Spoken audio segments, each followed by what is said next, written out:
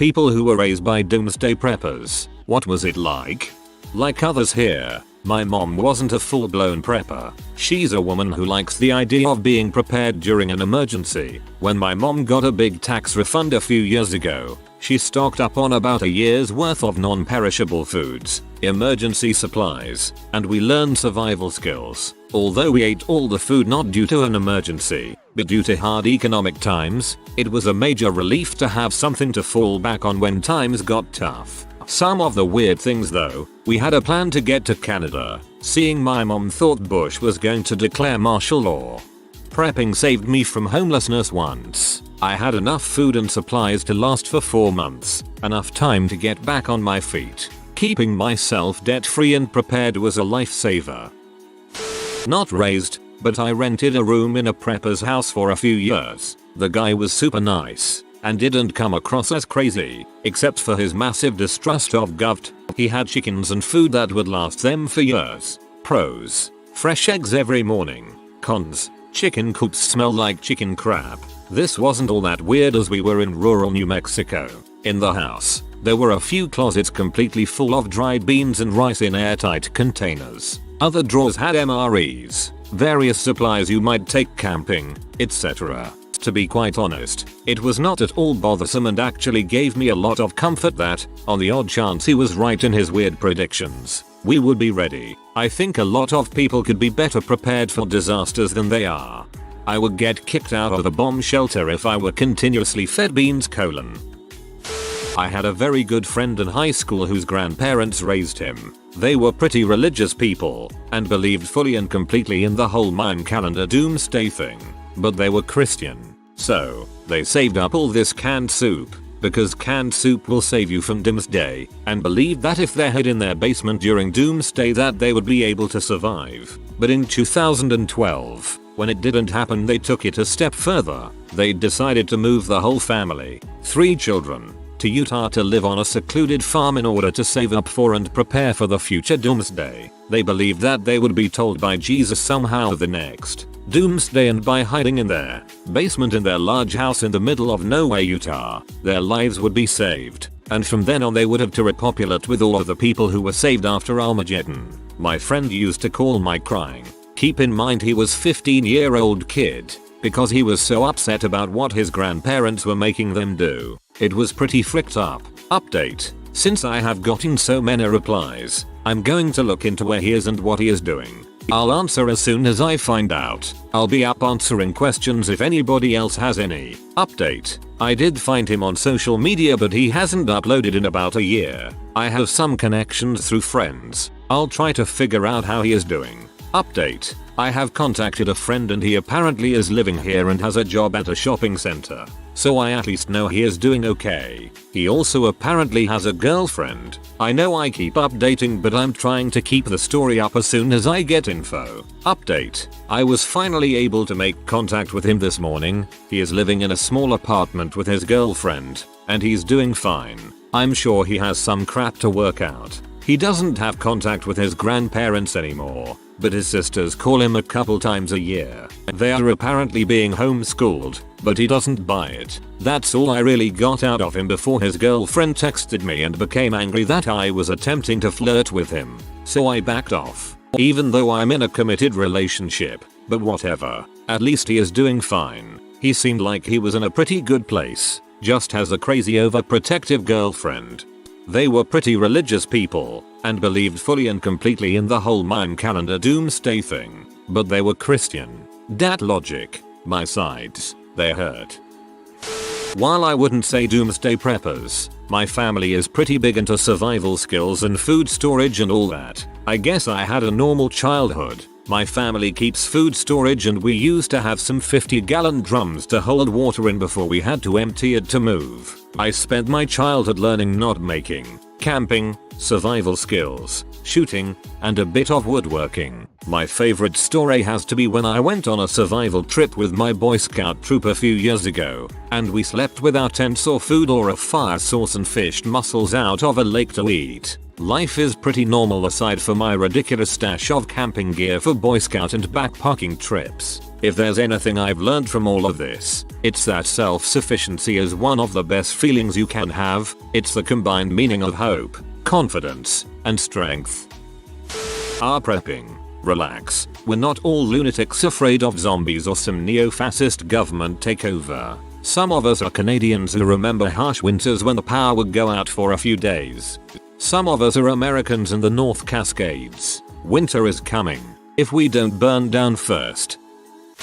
My in-laws are the only people I know who could even come close to being described as preppers. My Phil slowly acquired various skills over the course of 30-40 years. He's an electrician by trade, a ham radio operator. He took up astrology to learn the ephemeris and how to read stars, woodworking and carpentry. He's licensed to own a handgun. He has Nokia cell phones stashed away, wrapped in tin foil to protect against hemp. My mill can make her own clothes, plants a small hobby farm's worth of vegetables every year, pickles, jams, cans and preserves all of it. She can slaughter a pig and butcher it. This is just a short list. They certainly aren't the most hardcore about it, but they still bring bug out bags when they come to visit. My wife wasn't raised a prepper. They did all this right out in the open. There are only clues that you can see looking back that reveal a pattern or long-term plan. I was raised by a common sense prepper father, and I am eternally thankful for the time he spent teaching us and training us the skills he did. My father was divorced from my terrible mother and had custody of all 3 children. He did not prep for the big earthquake, or 2012, or any other crap like that. He prepared for situations that we were regularly in danger of, such as wildfires that would take out an entire neighborhood, or blizzards that prevents us to shop for close to a week, or drought. But most certainly, he taught us self-sustainability to reduce living expenses, and to always have in our heads that another depression or catastrophic agricultural failure will happen again. So, he taught us how to grow all the produce we would eat year long, including preserving for winter. He taught us methods of saving water and preparing our gardens for droughts. He also taught us how to raise chickens, rabbits, ducks and geese, as well as fishing and hunting. He taught us to always have a wood heater with a cord of wood, or kerosene heater, with stores of kerosene, because the years he could not work due to health, we had to depend on that wood stove and kerosene heater due to little money. He also taught us firearm responsibility, how to make fire different ways, first aid, medicinal plants, budgeting a savings just in case, etc etc. It made for a very interesting and well-rounded childhood. To this day, I teach my daughter the same skills and mindset, regardless of our success. Better to be prepared than sorry. I don't call that prepping. I call that basic common sense. As a child raised in a rural environment, these were all the things we were expected to know how to do. We grew and canned so much of our food that it blew my 12-year-old mind that you could get bags of frozen vegetables at the store whenever you wanted. Hey everybody. Sometimes I feel like we dismiss preppers as paranoid idiots who want the world to fall apart. I'm a prepper, and I like to think I'm not an idiot. The idea is to have the tools and rations to comfortably survive minor disasters, as well as supplies for long-term emergencies. For instance, in the short term, I have a couple blankets in my car during the winter months, along with some bottled water and a little bit of food, plus of course a backpack and some other tools like a knife. Long term, I maintain a sizable garden and set aside canned and dried food in my basement. I make sure my plants are of the heirloom variety so that I won't have any trouble replanting the seeds. These are those most basic of my preparations, but they could really make a difference in an emergency. Things that could potentially affect my area include short term flooding, extended power outage, snowed in, other natural disasters, etc. Longer term, economic troubles, foreign wars creating a terror risk, or economic troubles, a disease outbreak that is dangerous enough that I don't want to go shopping for my next meal. Extreme cases, while highly unlikely, are something that don't hurt to think about. The Yellowstone supervolcano, if it erupts, would cause massive food shortages and potentially a period of cold climate, especially in North America. Nuclear attack, very unlikely, but possible, either through terrorism, an individual bomb, not launched, but transported, or think Jericho, or if an unstable country is taken over by terrorists or someone else insane, particularly in the Middle East. I don't think most anybody thinks of people like you as idiots. It's those people who are scared of the outside world counting Mayan calendars while muttering under their breath that give folks like you a bad name. I bet you'd be a great neighbor. There are many people who prep not for an apocalyptic event but for other things such as financial collapse, invasion by hostile government, or general breakdown of society, etc. While the prepping is similar, the motives are different. They tend not to go quite as overboard as doomsday preppers. They do keep well armed and have a bug-out bag handy and a set of skills geared toward survival. Yeah, but on prepper forums this is all known as jitwalkie, the end of the world as we know it. No matter what causes it, it's all doomsday. Men just aren't religious fanatics.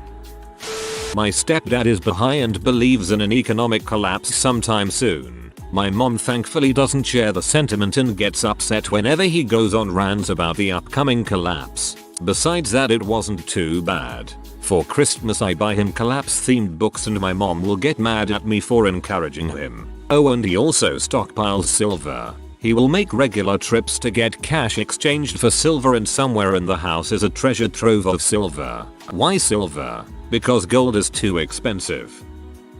My girlfriend's parents are preppers. Oddly, the entire family are very normal with the exception of copious amounts of canned goods. Wouldn't know a thing if you didn't ask. Prepping like that should be more normal. From reading this thread, I realized having resources in case of emergency is pretty handy. Not really a prepper type thing, but my grandmother, and every other older person, bought hundreds of Beanie Babies waiting for the day that the current gold and silver standard economy we have breaks down and we use Beanie Babies as currency. Beanie Babies are anonymous and outside of the government banking system. Smart woman.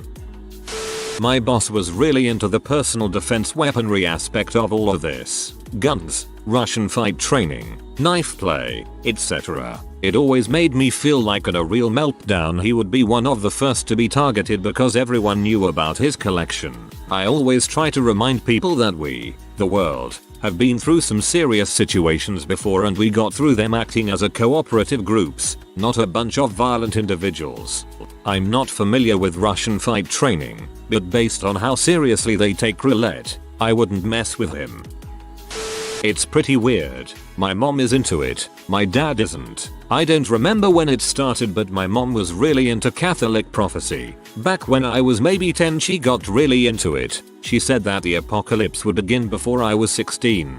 She had this whole timeline where there would be 3 days of darkness and a bunch of other stuff. It didn't happen. She used to be into the idea of Nibiru, which is this planet that's on a very weird orbit that takes it very far away from the sun. When it comes near Earth, it shoots comets at us or something. It isn't real. She also believes in something called killshot, where the sun shoots lasers at the Earth. I'm not sure how that's supposed to work. She wasn't very into 2012, but she was open to the idea. Recently she's been more into societal collapse type apocalypses. She invested tens of thousands of dollars in gold, because after the financial and electrical systems fall apart she will be able to access her vault and sell her gold or something. She said society would collapse July 2013. That didn't happen. But right now her end of the world date is this October. It has to do with China, and also God's punishment for gay marriage. She doesn't actually prep much. She buys lots of flashlight and things, but I really don't think she'd survive an apocalyptic event. She is into herbal medicine, because after society collapses she wants to be a healer. I never believed her, but it was stressful, because I never really 100% knew. There's always a part of me that says, oh my god, what if she's right? But I know it's crazy. The main fallout is that she spends a lot of money on stuff and that every freaking plant has some medicinal purpose she has to point out. I also know a lot more about conspiracy theories than the average person, and it has kind of complicated my relationship with religion. But overall it wasn't too bad. She invested tens of thousands of dollars in gold. Depends when she made that investment. If she bought all that gold before 2009, she could have turned a nice profit. I have a shitting of supplies in the basement and like 8 million cans of cat food. I feel like the cats would last longer than the fam. If you all die first, the cans of cat food won't be necessary. I have no prob with this scenario for myself. Plus cats can't open cans. My dad is an atheist doomsdayer. In the 80s, he thought there would be a race war. He's racist, but not openly in public. Only his family really knows. He made a lot of jokes when we were kids, like when we did something we shouldn't. He'd say, "Don't do X. White people do it like this." Haha, I know. So gross. Later, he worried about the climate or whatever was in the news. He owns a bunch of land with a barn on it. It's where he'll go live off the land if the crap hits the fan. When I was a kid, our house was off the grid. We had solar panels in the early 80s. We had a room filled with batteries the size of car batteries. They have since crapped out and he's trying to recycle them somehow. We had a huge garden and canned a lot. He bought antique, wood and coal powered steam engines and horse powered threshers, and draft horses, so we could farm without gasoline, should we need to do so. He saved everything. He is a hoarder, but not the dead cats and trash kind. He saved containers, scrap wood, whatever he thought would be useful. He was crazy about waste and overconsumption. He had a system everyone had to follow in order to wash dishes with the least amount of water. In the Midwest, we didn't have AC or central heat, just a wood-burning stove. He heated all our bath water in the winter on the stove to save energy. My mom pretty much went along. He relaxed a bit over the years, which saved their marriage. Oh. My dad likes to be prepared for any and all disasters that may occur, natural or man-made. He treated every day like the worst possible thing would happen if certain precautions were not taken. As a result, I was raised to be very aware, despite the lack of likeliness of some events, of any and all dangers related to the following: stranded in the woods, stranded in the desert, severe weather, intruders, firearms, child predators, falling pianos, fraudulent checks, etc. Ultimately, everything was potentially very dangerous, and therefore everything should be approached with the most caution possible. When Y2K theories came around, my dad stuck to that like white on rice in a snowstorm. He spent literally almost all of his free time preparing in any way possible for what he saw as an imminent crap storm. Definitely spent New Year's of 2000 crying in our fortified basement clutching a gas mask surrounded by several years worth of food, medical supplies, water drums, guns, and ammo. Even after the threat of Y2K faded, my dad kept up with the emergency bunker and calls it a hobby instead of prepping now. In the late 1960s, someone pinpointed a particular date that California would fall into the Pacific Ocean. Me and some friends, we were still in elementary school, built a raft in my folks' backyard and stocked it with saltine crackers in the old metal boxes, several chubs of Italian salami, and a 5-gallon jerry can full of water. We sat on the raft after school the forecast day until my mom called me in for dinner and sent the other kids home. My mom stocked up on so much vacuum sealed toilet paper, rice, and beans for Y2K, we were still using it over a year later. My dad made a big deal about the coming of Y2K, but then when it got down to it, all he did was fill up a big trash can with water and literally nothing else. I guess my mom is a prepper. Enough food for 2 years in the house. God knows how much else stored in various places on the farm. Guns, 4 gardens, tons of farm animals to eat. I don't know, my mom is kind of crazy, but life was pretty normal growing up aside from having to be home every time a doomsday thing happened. Y2K, start of the LHC, end of the Mayan calendar, and now that I live further away from home I have a chest freezer and generator thanks to mom, and she often tells my husband and I we need to take off work days of major solar flares. Her new end of the world cause. Reminds me, Jehovah Witnesses are reminded often to have a go bag ready for when doomsday is about to kick off. Just another attempt to get their flock to believe it's imminent. But they've been saying that since the 1800s and have falsely stated the year it would happen at least 4 times. after which they erase all trace of ever saying it and declare you a troublemaker if you ever bring it up. Source: I'm a trapped in one. I'd like to get out, as would thousands who found out it's based on lies. But leaving means your JW family and friends are ordered not to speak or even say hello to you if you do, else they'll be kicked out as well. If everybody gets kicked out, nobody gets kicked out. My parents got real into doomsday prepping from the time I was in middle school until the end of high school. It screwed with my head a lot. They were certain the world was going to end or drastically change within a few years, and that life as we knew it would change completely, or we would all die. Because the Bible. Duh. Anyways, it didn't affect my life that much other than mentally. My mom kept a huge store of food in the basement, and they would always lecture us on what to do when the world ends. The rapture was coming. Mostly it just made me feel like putting effort into succeeding was not useful, because we were all going to die anyways. I grew out of that eventually, when I realized that the reasons the world was going to end was just conspiracy. I'm pretty normal now, other than the fact that I'm helping my parents build their bug out cabin for when the world ends. I try not to think about that stuff too much anymore though. My GF's father was a prepper. He used to make the family do evacuation drills at different times of the day: morning, afternoon, evening, middle of the night. He dedicated an extra bedroom of the house to non-perishable goods, like canned foods, paper plates and eating utensils, gas and oil. I'm not sure what else was in there. Oh, obviously guns and ammo. All the money he earned was put towards his stockpile, except for a small amount for whatever he needed to last him until his next paycheck. He has a very well-paying job, but he won't use any of his money to help my GF with, well, anything. She wasn't able to get financial aid for school because she was still dependent on her parents and his income is too high for her to qualify. She doesn't want to take out a student loan. She's 24 now and we live together, so she's no longer dependent. I'll tell her about this thread and see if she would like to post in it herself. I'm sure she has a lot to say. I know I'm late to the party, but I actually have a story that mostly relates. It's not really about how it affected me, other than for a week when I was 13, but it is kind of funny. I hope that's okay. So, I wasn't raised by a hardcore prepped, but my grandpa is one. He started stocking for Y2K about 5 years prior. My siblings and I never really thought much of it because we were raised in the mindset of grandpa is crazy, so we should just smile and nod when he goes off into his the world is going to end rants. Anyways, the new year comes and goes and life continues on as normal. 3 years goes by, school lets out for the summer, and my dad received a call from my grandpa. Grandpa wants to borrow me for a week so I can help him move all of his stuff from one storage unit in our home state to his current state, so it'll be closer just in case the world ends. I've read some troubling things in the paper, son.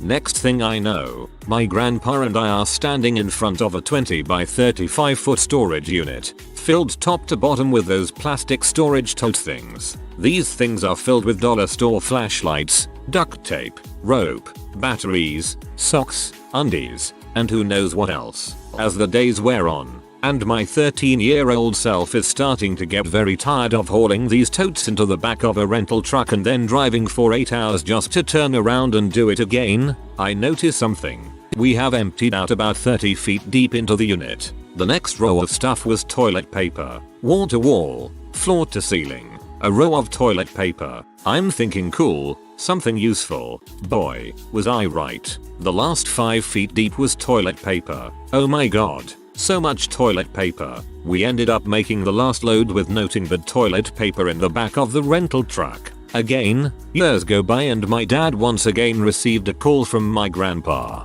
The year is 2012. He is calling to complain about how he has finally ran out of toilet paper and now has to go buy a pack. TLDR. My grandpa didn't have to buy toilet paper for 12 years.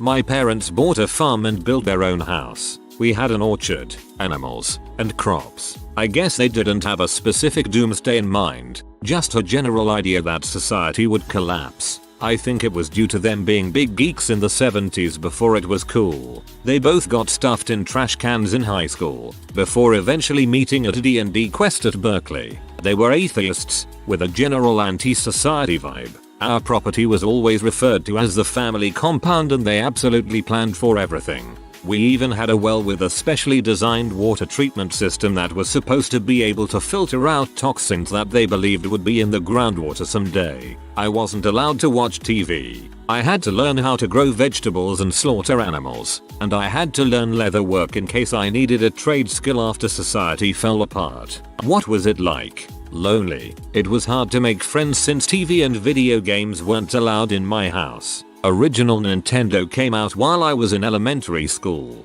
I missed out. Everyone talked about shows on TGI Friday, and I had no idea what that was. Also, I was pretty traumatized by the whole slaughtering animals thing. But as an adult, I guess I am glad to have practical survival skills, just in case I don't prep. In fact, since I got cancer and had my thyroid removed, there is no point in my prepping. I wouldn't be able to get my meds without a working society, so I would die. I find that kind of comforting. It means no worries about living after things fall apart, no post-apocalypse fantasies for me. Now that prepping is popular, I am starting to see it as some kind of mental disorder. As a kid I thought my parents were harmless and their hate of society was harmless. As it has become a more popular lifestyle, I have started to really worry about how large amounts of people rejecting society will lower the overall quality of our communities. Oh sweet, a chance to share my story. Living on the farm when I was younger was always difficult. I grew up with 6 brothers and sisters, all around the same age. My father would constantly talk about the end of the world and how we had to prepare for it. One of his biggest quirks, which I remember most vividly, was that it was very important to him that my siblings and I grow big and strong. A lot of the time we would have things done to us like pour excess amounts of water on me and my siblings, which I assumed was some sort of testing or conditioning to push us to our limits. We were never abused though. We got the occasional bruise from general wear and tear of growing up on a farm. My mother was also fairly concerned with the end of the world, though I have to imagine that it mostly stemmed from my father's beliefs. To her though, it was very important that we found a partner to continue the family tree sooner in life rather than later, because our family, according to her, had a very short lifespan. I think I finally decided it was time to separate myself from the family when my oldest sister was taken away from our home one day. She was still of a ripe age and I don't think many of us really understood what was happening except for me. My parents just said it was the reason we have to be ready for the end of the world, and rarely ever spoke of her or did anything to get her back. When the time for world domination came, my parents were amongst the leaders of the Peppers, but I really wasn't going to be a part of the coming of the end of the world, so I had already distanced myself from them by this point. Last I heard they had been killed and turned into a really spicy salsa, but that's the life of a Doomsday Pepper. God dang it. When I was a kid, my babysitter was an older woman who really believed in Doomsday events. I vividly remember her Y2K prepping. She bought ungodly amount of canned and freeze-dried food, toilet paper for at least the next 10 years, and so many crates of bottled water. One of the things she had read told her to buy fruit roll-ups because they were quick and easy calories that never expired. Well, kids being kids, we snuck into her storage and ate so many fruit roll-ups. I mean hundreds of them. I remember being so sick afterwards. Everyone is stocking up on toilet paper, of all the things. Lots of the posts in this thread say that we regard it as so essential, but since I started living in Asia last December, I've all but stopped using it. This probably means that most Doomsday survivors would be Asian, since they can fill their toilet paper free storage space with food and water. If you are new to the channel, you can subscribe. I publish new videos every day. Until then, check another video.